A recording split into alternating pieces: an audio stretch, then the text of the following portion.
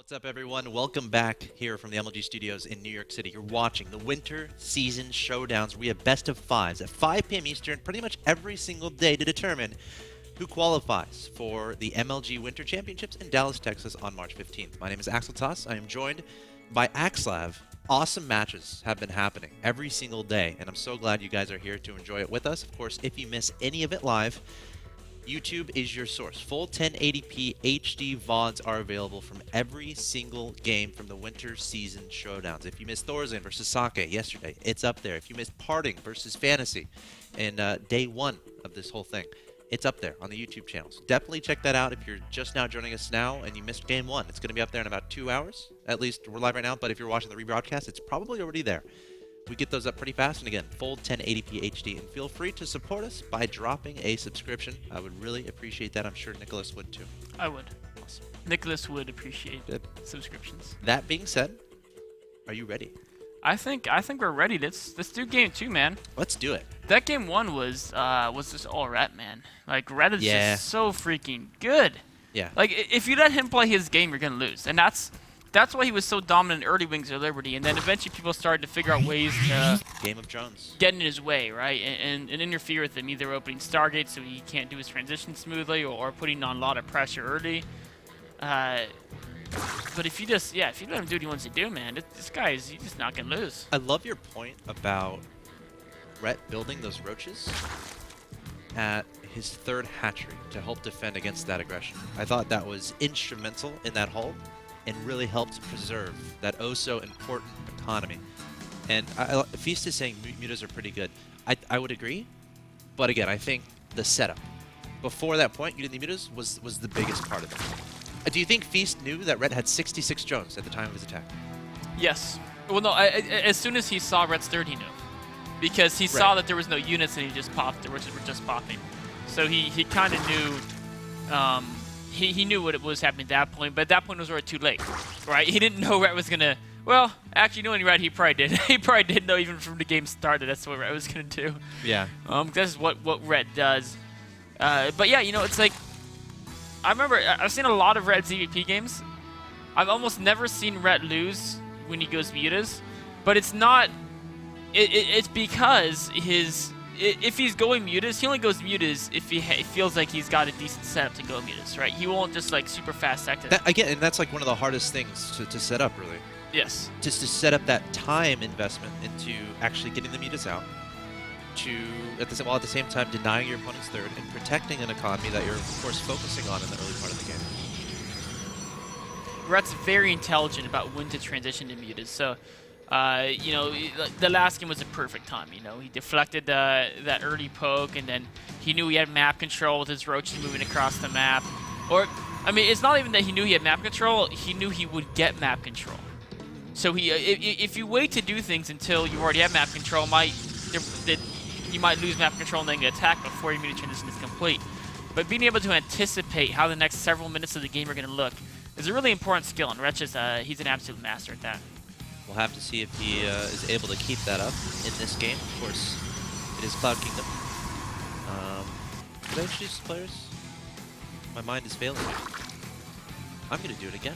Let's just do it again. Top right-hand location, we have the Red Zerg player, who is currently up 1-0. He's 2 wins away from getting that qualification spot in Dallas, representing Team Liquid. He is Rhett. His opponent in the bottom left, currently down 1-0, but definitely not out of it. The blue Protoss player from Team Millennium, he is Feast. So Red is again opening for that gasless 3 hatch opening. It seems this is what he likes to do. I'm really curious as to how he'll play out, how he'll play this build against the 2 base immortal all-in with the addition of the Militia Core, or perhaps just a straight like 4. Well, you know, the 4 or 5 gate with the Militia Core support. I think he's good enough at timing his roach production. I think he'd be okay against that. But I really want to see him hold the immortal push. Perhaps he'll just do what you know, a lot of world-class surgeons do. We just give up the third and spot up the natural. And our content is to have a higher drone count and be on equal basis. Yeah, that is definitely a possibility. Still no, I mean, yeah, no deviations from anything normal yet from either player, except Feast is, he's not getting that plus 1 weapons, which means we could see The Robo or the Stargate. There's a sneaky pylon here in the bottom left. Yes, that looks like a Stargate pylon. It does. I think that's that. You know, there's certain pylons that are DT pylons, certain ones are Robo. That's a Stargate pylon.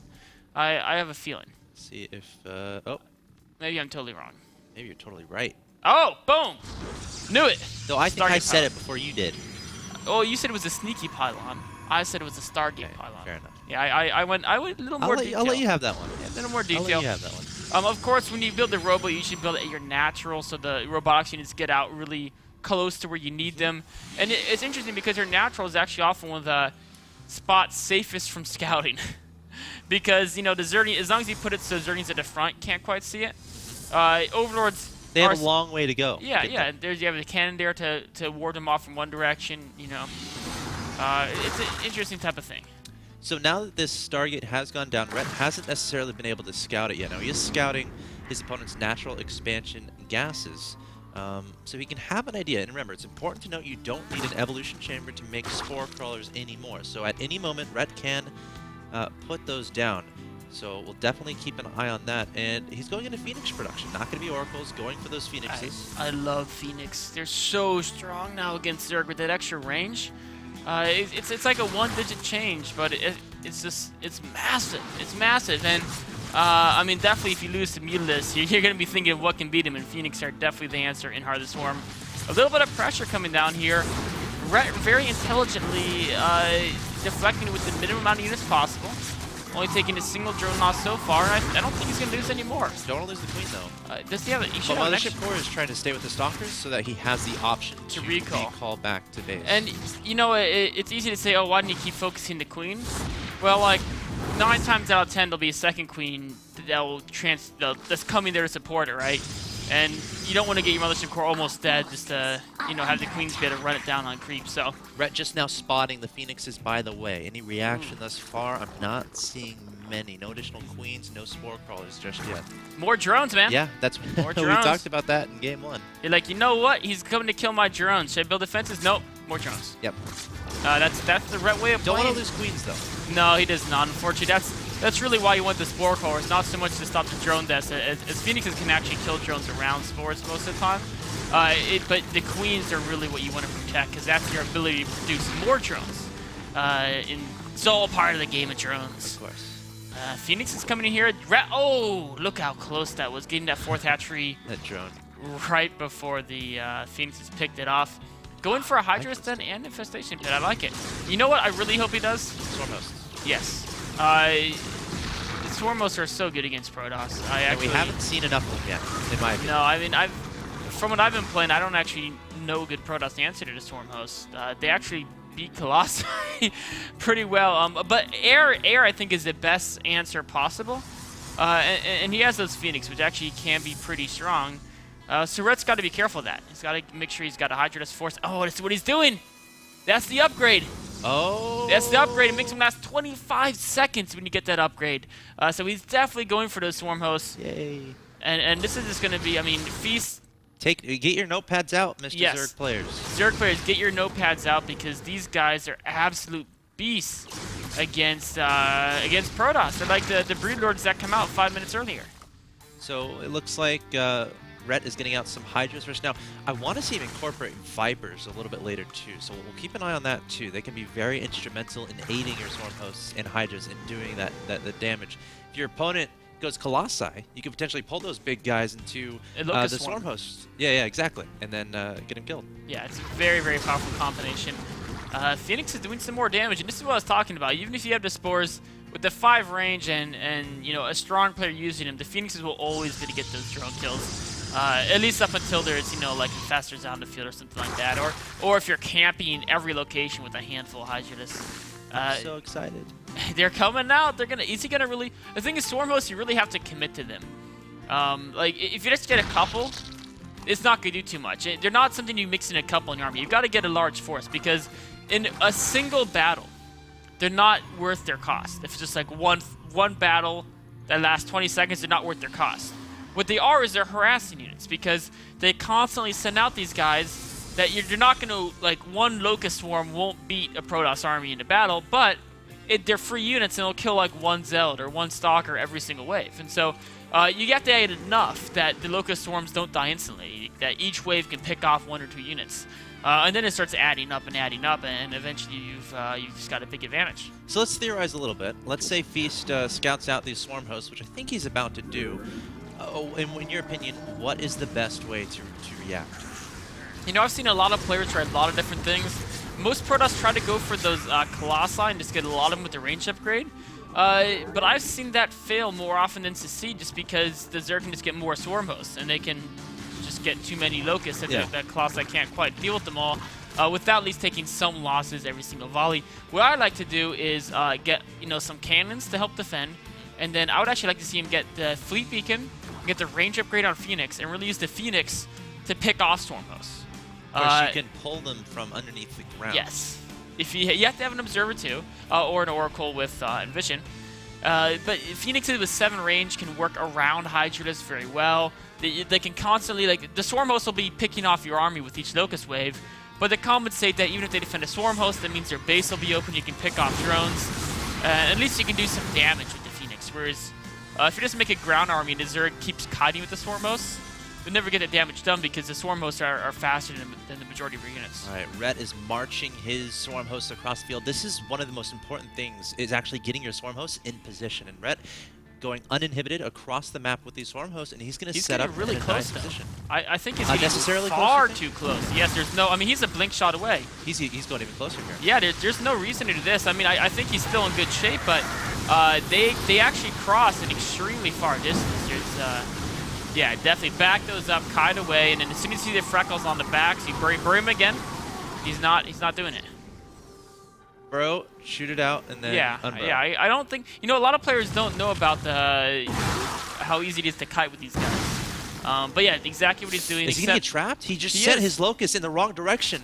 Yes, he did. This is not so good for Red. He's getting blindsided here. Oh no, Red! Oh, the Swarm Host. He can't do anything with the Swarm Host because the Locusts, they're not doing much down here. That's right. They're all on the bottom. They're not even attacking the third. They're just sitting there timing out. And Feast is gonna clean up this army. And I think this is going to be a start of what's going to be Feast's victory. Something like that. I was so excited. I was, but he moved him like 3 screens too close, man. He just got him way too close, and then he didn't use the Locust. All right. Well, Feast might just kill Rhett now. We'll have to see what happens. Lots of Corruptors here on the field for Rhett, and there's the GG. Yeah. Make a mistake like that, there's no coming back, really. No, I mean, think about the investment in those Swarm Hosts. Swarm Hosts are a unit that takes, you got to understand the range of them, right? And that's where you do the math. You look at the move speed of the Locust, you multiply it by the seconds they last, and you can figure out, they've got about 60 range or so. And then you know how to use them, and then you got to keep the Swarm Host, kite with them, and I think it's just Rhett doesn't quite have the experience using a Swarm Host. Maybe really confident me to play. Swarm Host play? You need to practice that a little bit more. So let's say I'm a guy at home who's watching the stream, and I see my favorite Zerg player, Rhett, use Swarm Hosts and then lose. What would you say to that person who's like, oh, Swarm Hosts are bad, I'm never going to make them now? Rhett made him and he lost. Yeah, well, most people just jump on Red and they complain about how bad Swarm Hosts are. But then, there's a couple of free thinkers out there who'll probably say, what if he kept the Swarm Hosts on his side of the map, or at the halfway point, just launch a Locust Volley, pick up, back away.